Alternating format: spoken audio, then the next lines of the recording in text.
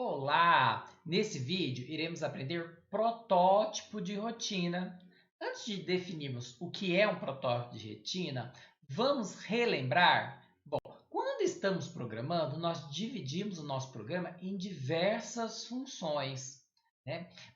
E a função, ela precisa então apresentar a sua declaração e a implementação para esta função, que é o corpo da função.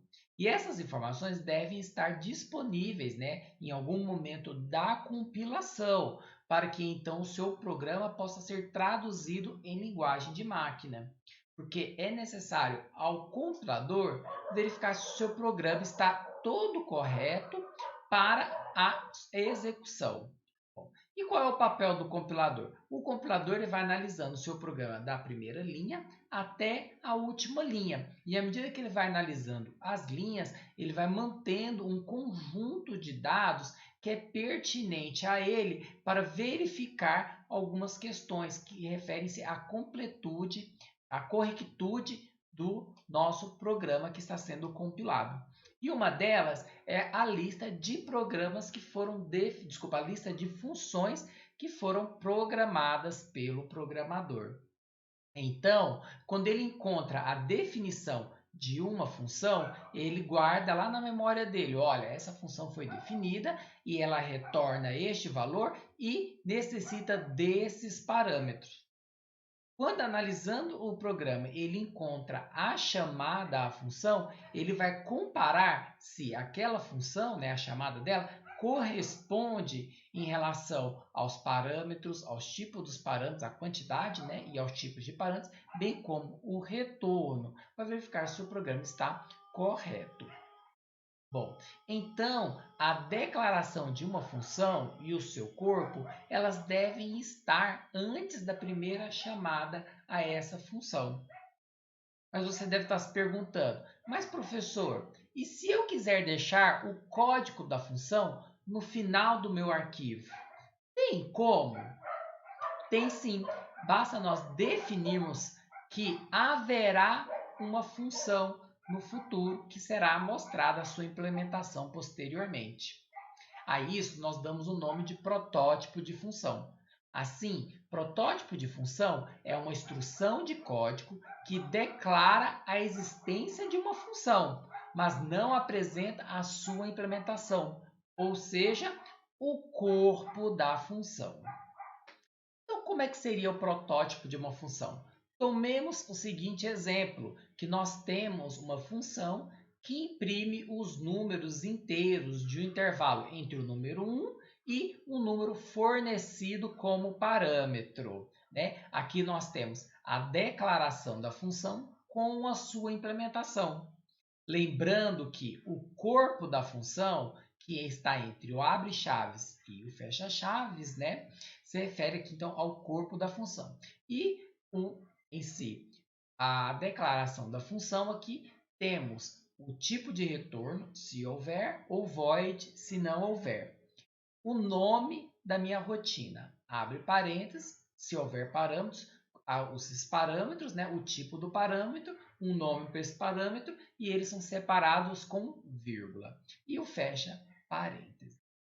Considerando esse contexto, nós podemos então criar um protótipo para essa função, bastando excluir, né, ignorar a parte das chaves, que é a parte do corpo, que vai ser mostrada posteriormente, vai ter implementação posterior. Né? Então, nessa primeira parte que conta com o tipo do retorno, o nome da nossa função, o abre parênteses, os parâmetros, fecha parênteses, tá? E encerrando com ponto e vírgula, nós temos então o protótipo da função. Então veja que aqui nós temos para o protótipo dessa função a palavra void, espaço, imprimir intervalo 1AN, abre parênteses, int, espaço, número, que é o nome desse parâmetro, né, que vai ser um número inteiro, fecha parênteses, ponto e vírgula. Com isso, declaramos o protótipo. Mas o protótipo ele tem uma consideração. Você não precisa dar o nome para o parâmetro. Apenas dizer o tipo do parâmetro ou dos parâmetros. Então, aqui nós temos um exemplo de protótipo que é void, espaço, imprimir intervalo 1AN, abre parênteses, int, fecha parênteses, ponto e vírgula. Tá? Então, na criação do protótipo, eu não necessariamente preciso colocar o nome dos parâmetros, apenas o tipo, né? E separá-los entre vírgula, caso haja mais que um parâmetro. Bom, então, o protótipo da função vai se diferenciar da implementação da função em si, pois a implementação da função ela possui um corpo, né, definido, corpo de instruções definido pelas chaves. O protótipo ele se encerra com um ponto e vírgula.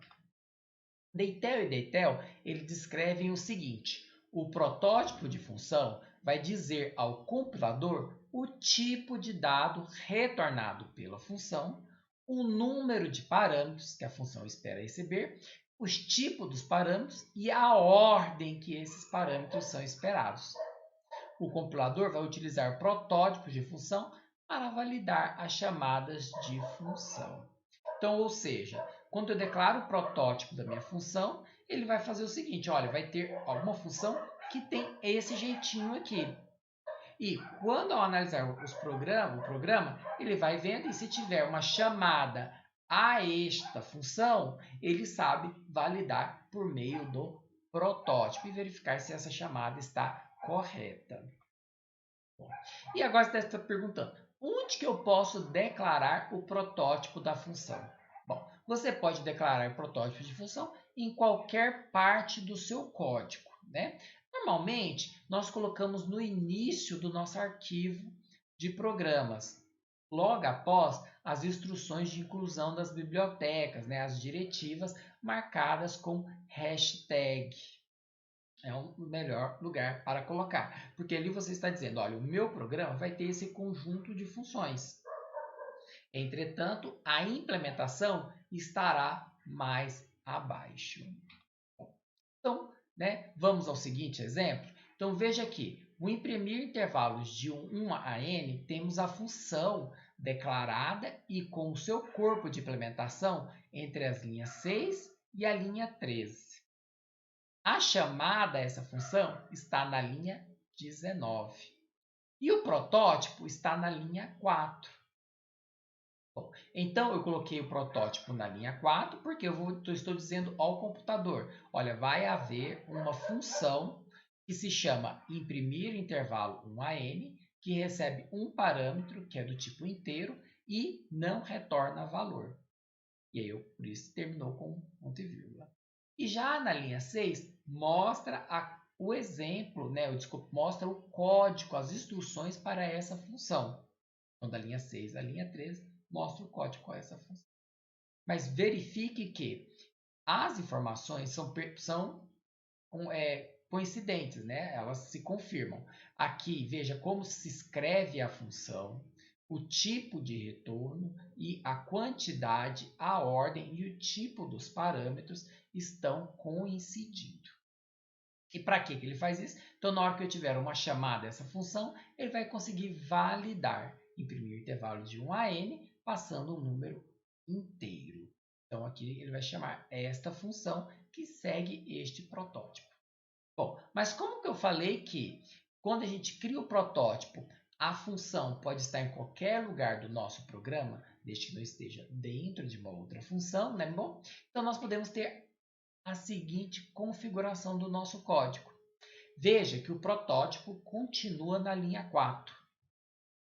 Mas a chamada à rotina, à função, está na linha 10 agora. E a implementação somente vai estar entre as linhas 13 e as linhas 20. Bom, então, isso quer dizer o seguinte, como a gente informou ao computador na linha 4 que nós criamos um protótipo, então nós falamos para ele, olha, eu vou apresentar mais tarde a implementação para esta função, mas ela vai existir. Tá? Então, quando ele vai analisar a linha 10, ele vai ver, olha, já existe o protótipo dessa função. E vai validar, né, o nome da função, o número, a ordem e o tipo dos parâmetros, o tipo do retorno. Validou, então ele consegue progredir, né? E lá na frente que ele vai encontrar a implementação dessa função, né? Que são o conjunto de instruções a serem executadas quando for invocada ou chamada a função. Então veja que isso facilita com que eu possa ir colocando novas funções ao final do meu arquivo, bastando eu declarar os protótipos no início, pois aí então, batendo o olho, eu conheço quais são as funções que estão dentro do arquivo. Bom, Deitel e Detel, eles descrevem o seguinte: um protótipo de função colocado fora de qualquer definição de função se aplica a todas as chamadas para a função que aparecem após o protótipo da função no arquivo. Ou seja, como nós declaramos a função, o protótipo da função na linha 4, né? Então, a partir da linha 5 em diante, podem haver chamadas de funções que se referem a este protótipo. E ele diz o seguinte também: um protótipo de função colocado dentro de uma função se aplica apenas às chamadas feitas nesta função. Bom, então aqui ele está falando que a gente pode declarar protótipos dentro de funções. Bom, meu aconselho é que não faça. O código fica mais complicado, né, para se entender. E também pode confundir o programador. Mas é possível criar protótipos de funções dentro de funções, embora não seja recomendado. Agora você deve estar se perguntando: professor, mas eu programava antes sem criar protótipos. Bom, Deitel e Detel vai responder essa sua pergunta. Se não há protótipo de função para uma função, o compilador forma seu próprio protótipo, usando a primeira ocorrência da função, ou a definição de função, ou uma chamada para a função.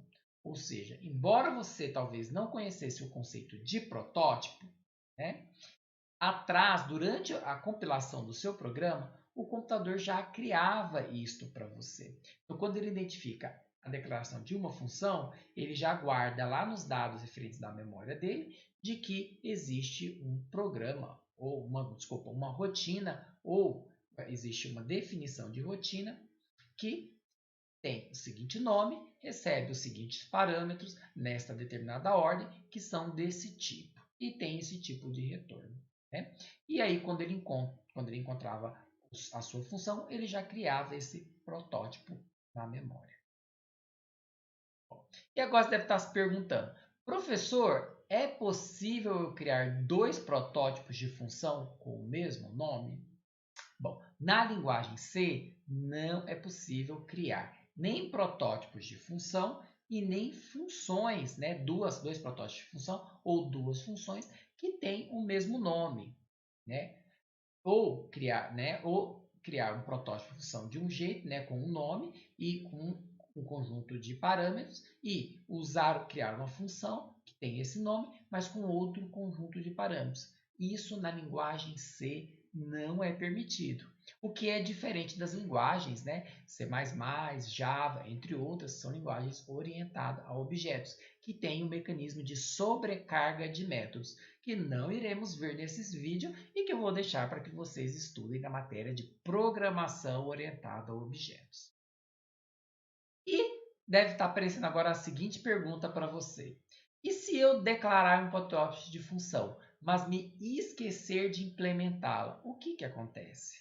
Bom, você disse ao computador quando colocou um protótipo: irei apresentar o código da função, mas você não apresentou. Então, seu programa, embora ele possa até em um primeiro momento ser compilável, né, ele não vai correr no segundo processo de compilação, de transformar em linguagem de máquina, porque vai estar faltando funções.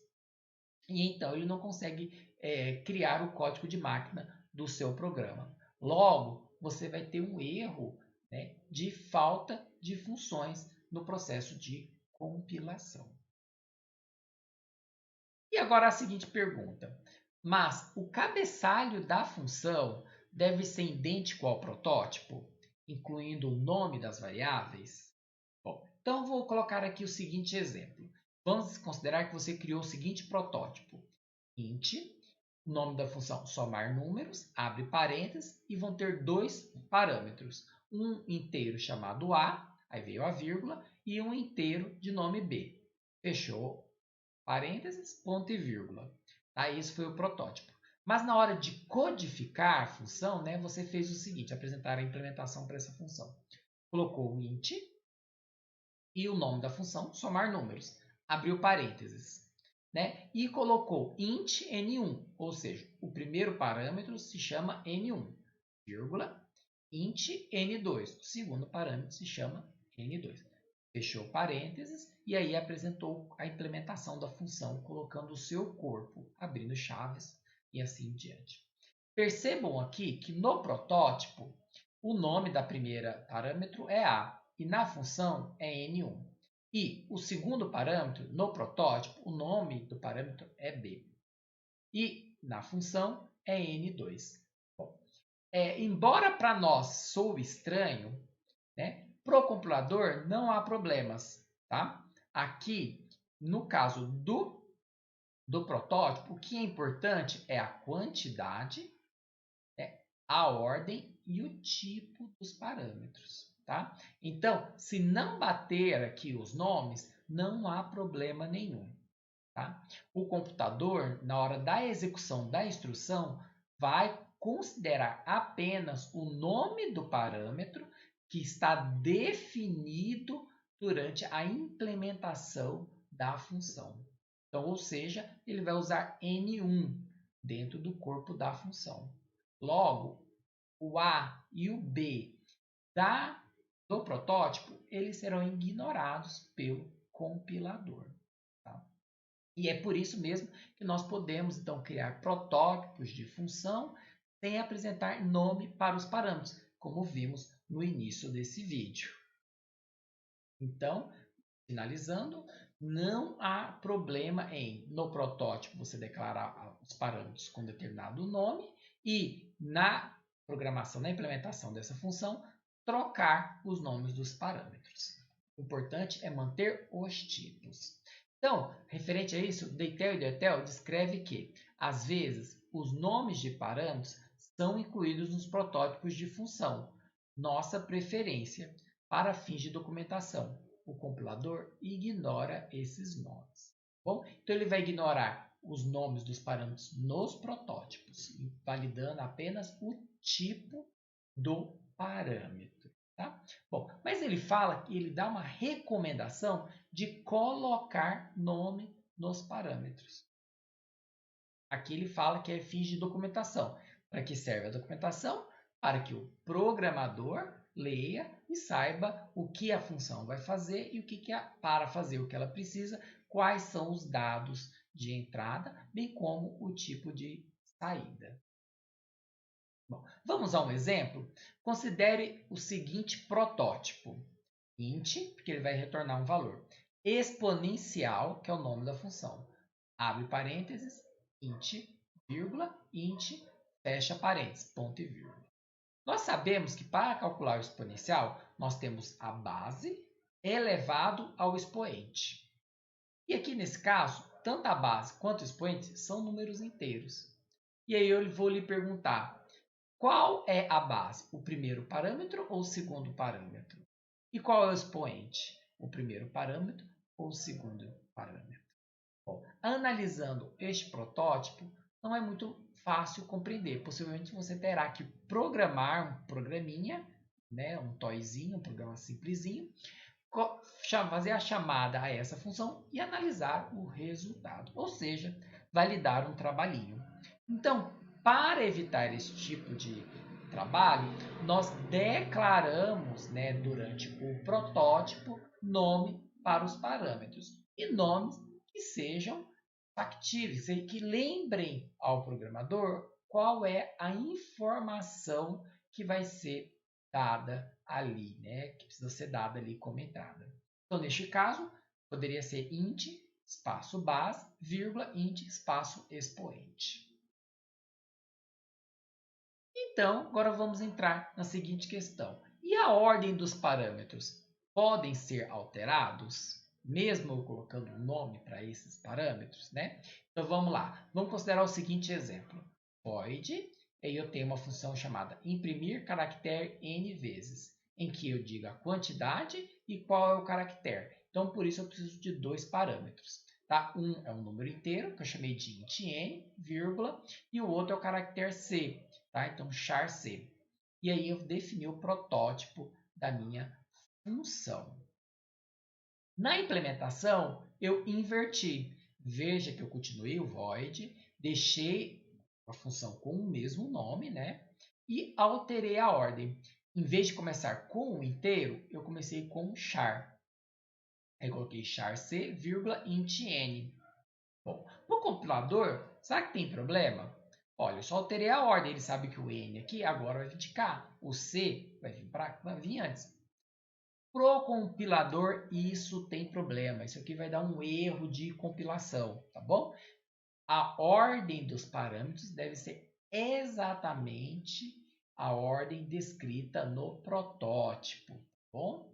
Então, se o primeiro no protótipo, o primeiro é o int e o segundo é char, então, na hora da implementação da função, eu vou ter que colocar int e depois um char. Espero que vocês tenham compreendido a ideia do protótipo, né? E vamos agora trabalhar alguns exercícios para fixar esse conceito.